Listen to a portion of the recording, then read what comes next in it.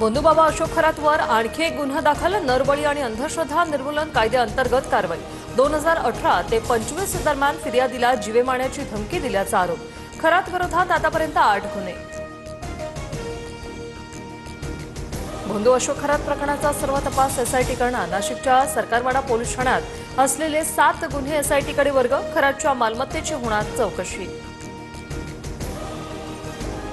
गोंदूबाबा अशोक खरातला नाशिक प्रशासनाकडूनच शस्त्र परवाना।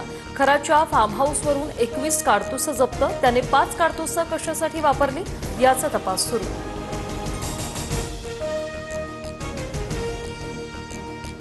आकाश पाताळ एक करू। अजित पवारांचा घातपात असल्यास सोडणार नाही। दादांच्या विमान अपघातावरून मुख्यमंत्री फडणवीसांकडून कारवाईचं आश्वासन। कर्नाटकात गुन्हा दाखल होणं बेकायदेशीर, फडणवीसांची माहिती।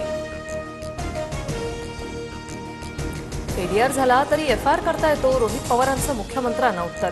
तर राहुल गांधींनी कर्नाटकचं नाव घेतलं नाही, जिथे न्याय मिळेल तिथे जा असं सांगितलं।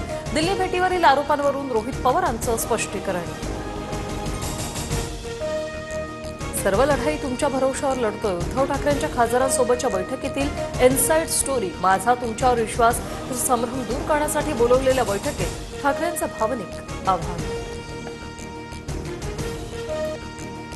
मुंबईतील गॅस टंचाईचा कामगारांना मोठा फटका। हॉटेल व्यवसाय ठप्प झाल्याने कामगारांचे हाल। गॅस अभावी कामगारांचं शहरातून गावाकडे पलायन।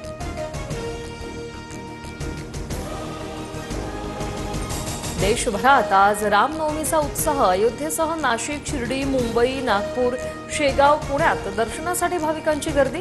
अनेक ठिकाणी शोभायात्रा काढण्यात येणार। पोलिसांचा कडेकोट बंदोबस्त।